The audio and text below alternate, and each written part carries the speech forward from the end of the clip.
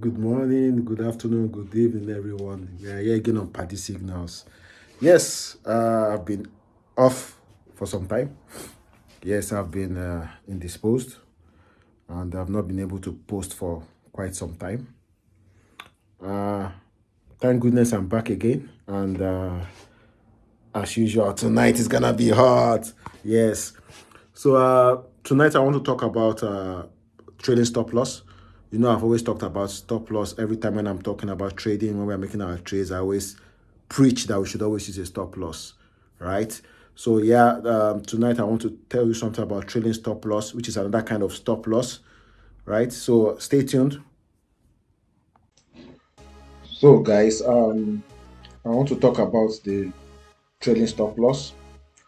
You know, in always when every time when I'm talking about trading, and I always preach a lot about setting a stop loss in your trades.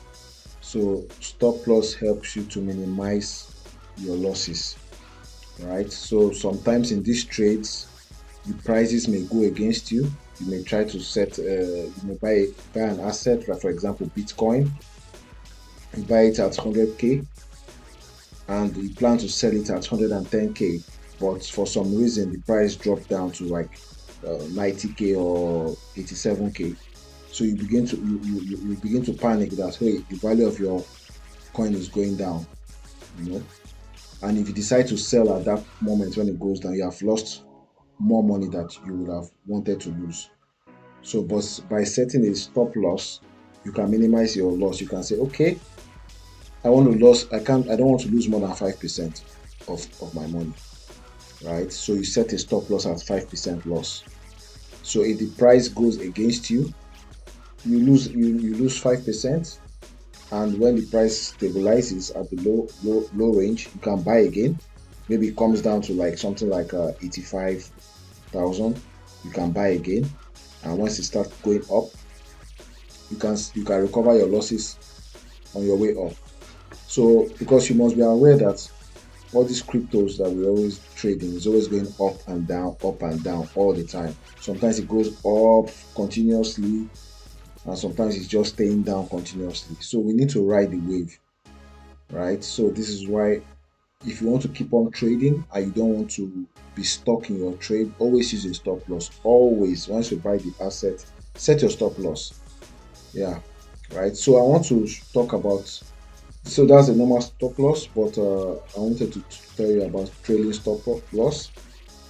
So a trailing stop loss is a kind of stop loss that follows your price. Okay, the normal stop loss we know.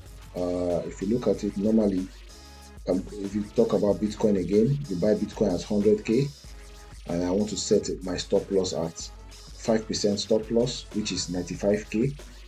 So if the price goes down to 95K, your asset will be sold, your Bitcoin will be sold, so you lose 5%, right?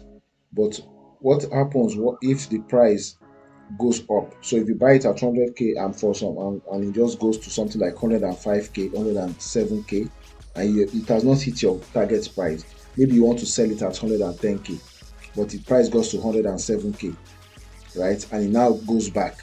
It doesn't go further than 107K, and it now goes down back to 95 and it hits your stop loss. So the gains you could have had when it was at 105, 107, you didn't lock in those gains. So you now and the price reverses back to 95. But if you use a trading stop loss and you set a 5% trading stop loss, the stop loss follows the price, right? So I'm going to show you this. So now this is a Bitcoin chart just to show you how it is. Is it 1 day daily time frame? So what it means is that each candle is a daily is 1 day, right? So I'm just going to show you an illustration. So I'm going to draw a horizontal line to show the buy price. So let's say, for example, you buy a Bitcoin at 100,000, which is this price, right? So if I normally if I want to set my stop loss, I want to set my stop loss at not more than 5% loss, right? So I'm going to draw another line at 5%. So at 5% loss, which is at 95, which is somewhere around here. right? I'm just going to change the color to red. So imagine this is how I've done it normally. So if the price goes up to like something like let's say 107k, yeah. No, let's assume I want to sell this my coin as 110k. So I want to sell it at this price, 110,000. Let me just make it more correct. I want to sell it at 110,000, which is somewhere around here. So I'm gonna make it green. So this is the price I'm targeting to sell my Bitcoin. I bought it at here. I set a 5% loss. Imagine that the coin went up, like in this case, it got to this point. Let's just say that's 105,000. So I'm just going to draw another line. So the price got to 105,000, which is this one, 105,000, something like, or let's just say it went up to 106,000 around here. So it's going to use another color. So imagine the price got to this point and it started to come back down again. So this is a good illustration. So I bought it at this price. It went up to this price, then it began to come down here. And my stop loss is hit. So I lose 5% without gaining anything. But with a trailing stop loss, the stop loss follows the price. So now I'm going to delete this original stop loss I have. Okay, let's assume this is the first stop loss, which is the red one. So the trailing stop loss is if the price goes up. For example, the price goes to let's just say it goes to which one? It goes to 105,000. So this yellow has to go to 105,000. I shift it like this. Yes. So imagine the price went up like this to 105,000. Right?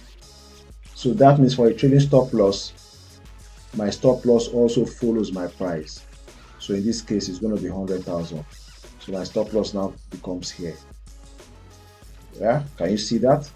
So it means that if my stop loss is hit here, I already have some gains because the original price I bought it was 100,000, right?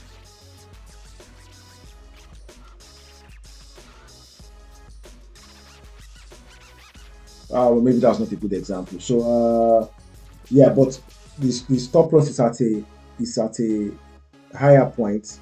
So I'm not going to lose so much. I'm not going to lose 5% in this case, right? Because originally my stop loss was at 95,000, but now my stop loss is at 100,000, right? So imagine the price went further up to something like, let's say, can I give a good example? Let's say the price went somewhere like, let's say around somewhere like here. That's 107,000.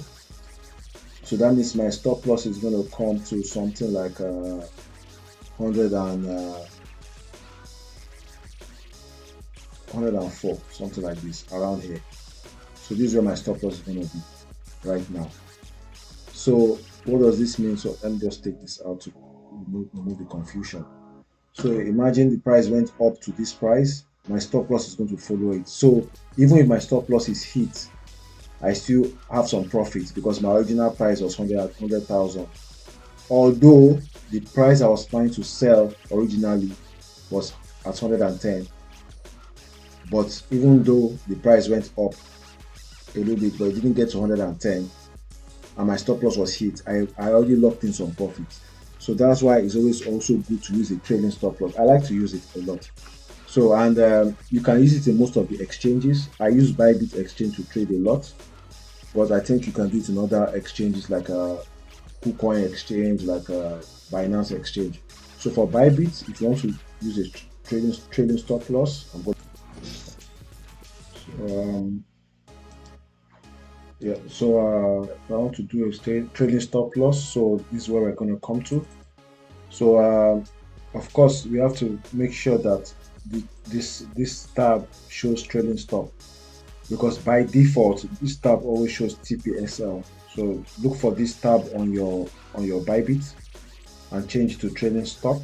Of course, you have to be on the sell tab because you're planning to sell off at a loss, a stop loss, right? So then you come down here to percentage. So this is where you indicate how much percentage you want to set your stop loss at, right? So for me, because I'm saying 5%, but for you, it could be anything you want: 3%, 1%, 10%, 15%, whatever loss you think you can take for that asset. So for me, it's 5%. So I can just click on 5% here, right? Or you can also manually write what you want: 4%, 9%, whatever you want. But for me, I'm taking 5%. And you can now choose the quantity. So how much of your asset you want to sell at a 5% loss. So for me, I want to sell off everything, and I got to get the loss. Of course, based on these lines I showed you, even though I am getting a loss, I'm not actually getting a loss in this kind of scenario, because I'm selling off at a price higher than the price I bought, right? So at least I'm selling it for more than 5% profit, at least around 6 or 7% profit I will have gotten in this scenario of these lines, right? So yeah, so you drive this to 100%. So there's something called the activation price. This one is optional. So for me, I don't like to use it. So what this means is that if you want to set a price when this trading stop loss is going to start working. So for example, you can say, okay, I want my trading stop loss to start working when the price gets to 102,000. That's activation price. So you set it like that. So then this stop loss is kicks off when the price gets to this price. But I don't do it personally. It depends on you, right? Some people want to only have a stop loss when the price gets to a certain point, so that okay, they are sure that they have some gains already without even getting to a loss. So, but I don't do it personally. So normally we just take this out, right? So that's what I do normally when I'm doing mine. I just click sell BTC. Yes. So click sell like this. Sell. So yes, the trading stop loss is set. Where is it? It's not showing up here, but yeah, it should be there somewhere. We have to refresh. So yeah, so that's it. That's how to do a trading stop loss. Stay tuned again to another episode on Party Signals, where I'm going to be telling you more tricks on trading. Thank you.